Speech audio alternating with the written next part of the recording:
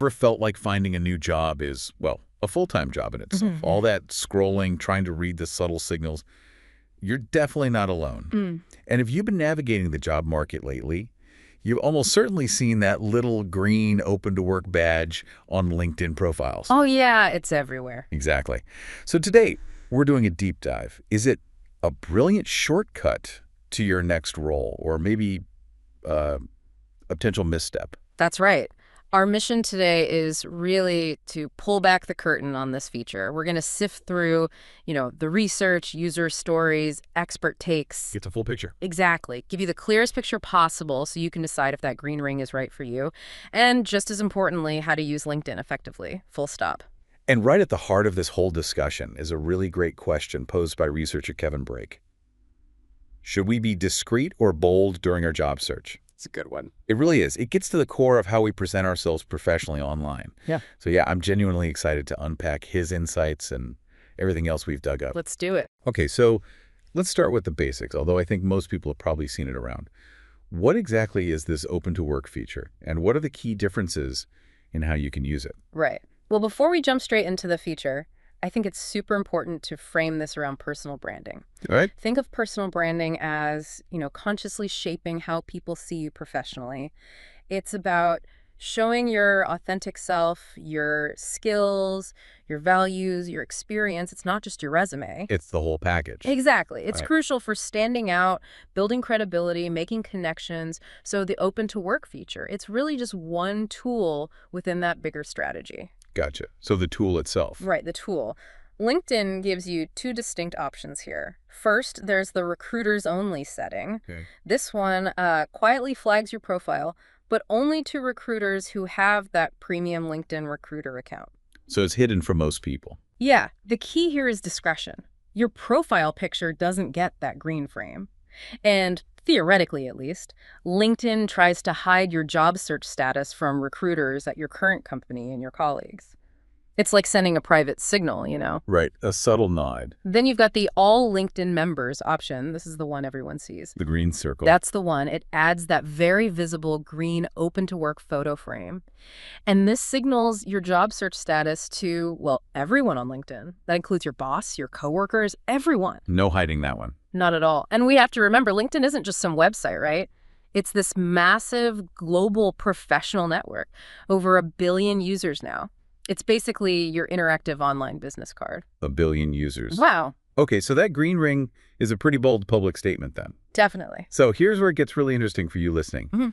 What are the actual upsides? What does the research say about putting that banner out there for everyone to see? Because some of the numbers floating around are pretty striking. They really are. The data here is fascinating. LinkedIn themselves report that users who turn on that public feature see a pretty significant jump. We're talking 40% increase in messages from recruiters. 40%. 40%. And about 20% more messages from the wider LinkedIn community, too. Wow, okay, that's huge. It is huge. And it kind of makes sense when you think about it. Something like 97% of recruiters and HR folks are actively using LinkedIn to find candidates. 97%. So nearly everyone in recruiting is on there looking. Pretty much. It's the main hunting ground. So that 40% increase in recruiter messages, that's not just a small bump. That's like hitting the accelerator. Yeah. What does that tell us about how recruiters are actually using this? Is it just about saving them time, or is there more to it? Well, speed is definitely part of it, absolutely. For a recruiter, it helps filter for people who are actively interested, right? Saves them time sifting. Okay. But it's also about intent. And beyond just the recruiters, that public frame sends a clear signal to your existing network, too. Ah, good point. Your connections. Exactly. Think about it. Maybe a connection sees that banner, remembers an opening at their company, or thinks of someone you should talk to. That kind of organic networking. It's gold dust in a job search. Yeah, those warm introductions are often the best. Totally. And, just openly saying, I'm looking, can also feel quite empowering for the job seeker. It shows you're taking initiative, being proactive. Plus, LinkedIn's algorithm uses that signal. It helps tailor your job feed, making the recommendations more relevant to you. So it helps the platform help you, essentially. Precisely. And it helps smaller companies, too, the ones maybe without fancy recruiting tools. They can spot potential candidates more easily. Right. And fundamentally, it can speed things up. It just cuts through that initial, are they even looking question that hiring managers always have. Takes away the guesswork. Yeah. And we've seen some pretty amazing real-world stories surface, people reporting getting 6 interviews and 4 job offers after switching it on, Wow. or someone finding a job in 2 weeks with 0 previous work experience. 2 weeks with no experience. That's incredible. It is. Others reporting getting messages from like 6 recruiters per day, and some recruiters themselves say, yeah, it's really helpful for quickly spotting who's actively in the market. Okay. 2 weeks with 0 previous work experience. That one stands out. What's the common thread there?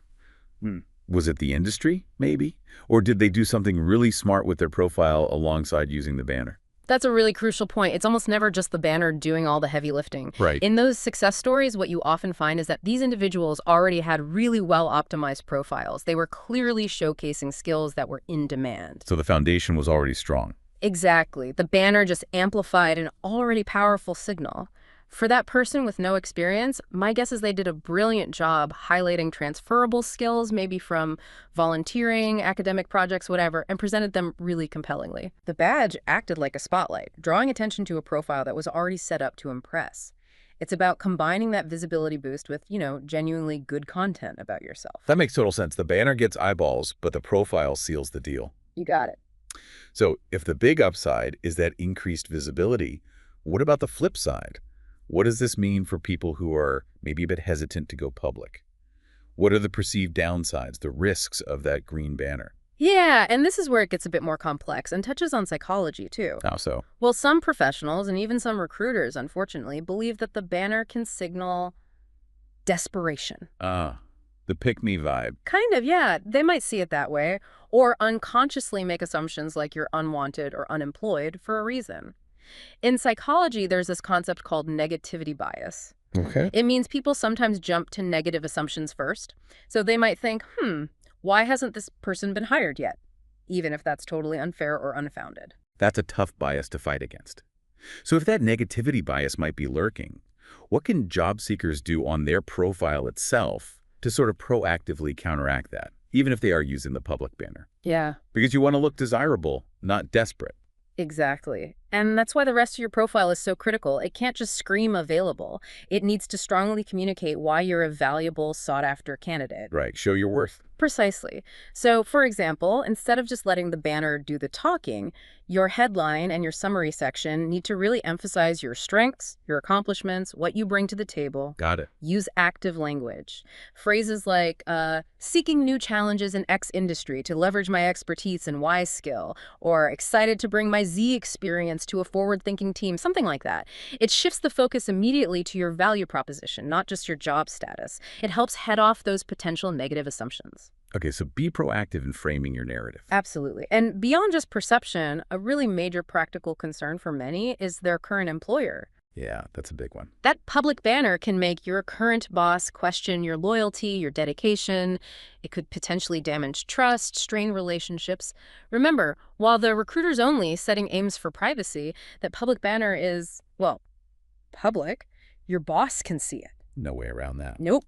Another common complaint we hear is getting flooded with irrelevant offers, or even lowball ones. Oh, interesting. Why lowball? Well, some recruiters might see the banner and assume you're urgent, maybe willing to settle for less just to land something. Right, perceived leverage shifts. Could be. And users definitely report getting way more spammy messages, offers that are just completely unsuited for their skills or experience level. More noise to filter through. Exactly. And then there's that lingering, though maybe slowly changing, belief among some employers that they prefer hiring people who are currently employed. So obvious signs of unemployment, like big resume gaps or that banner, could be viewed negatively in some corners. Still a bias out there. It seems so, for some. And, despite all the success stories we mentioned, it's only fair to say that some users report 0 success with it.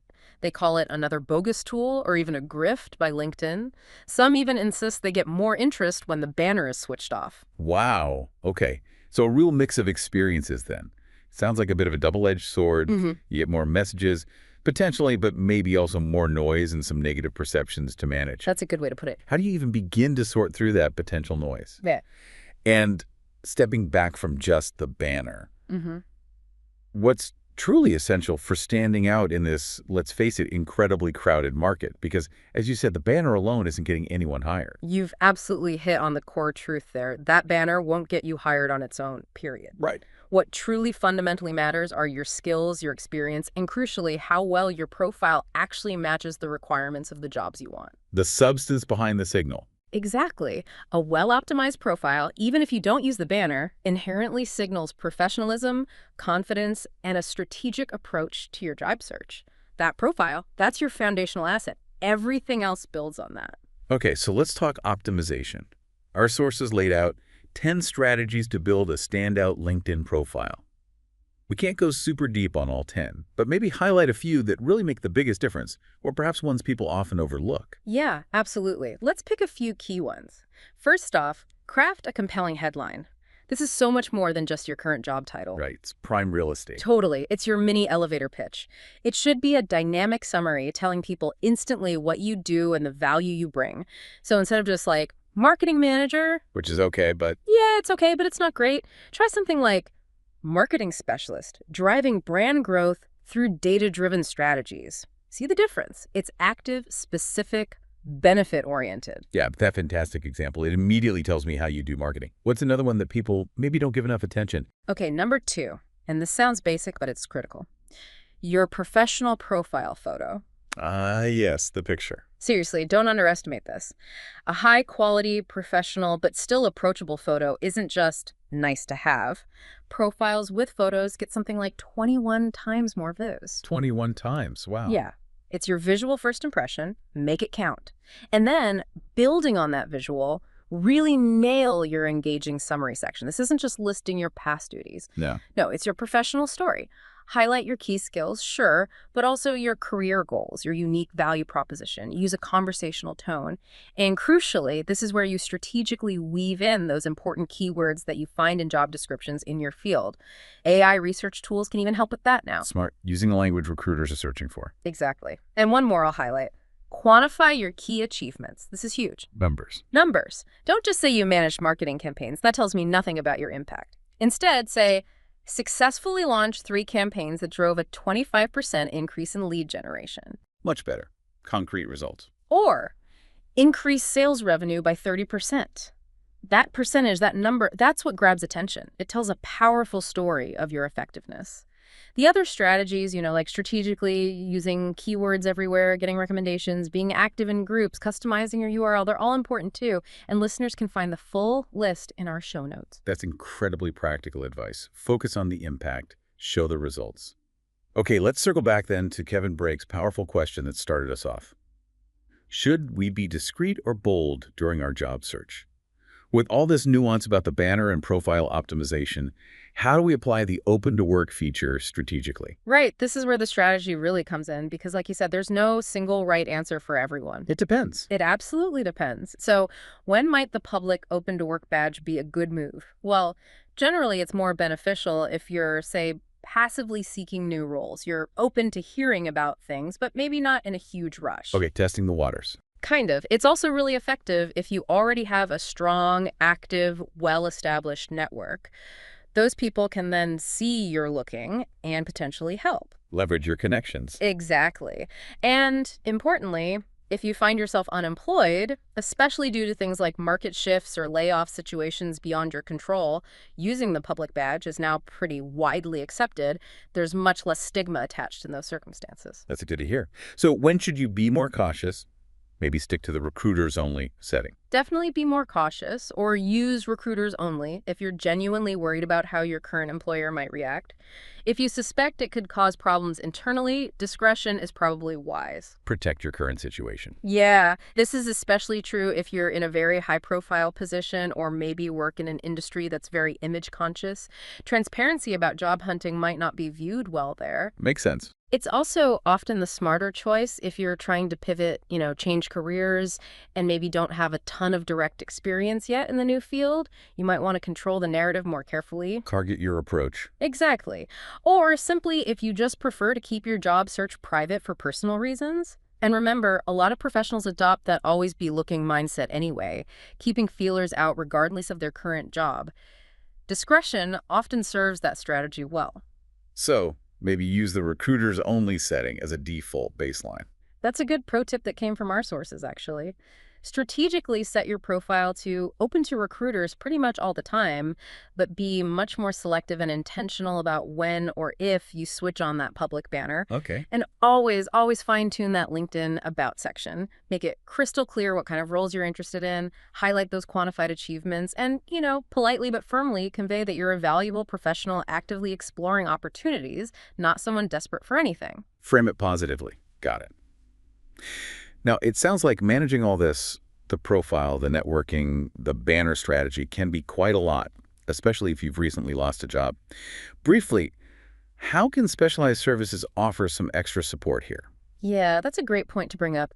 Sometimes, particularly during layoffs or restructuring, companies offer something called outplacement services. Right, I've heard of those. Often, these are provided as part of a separation package, meaning your former employer actually pays for experts to help you land your next role.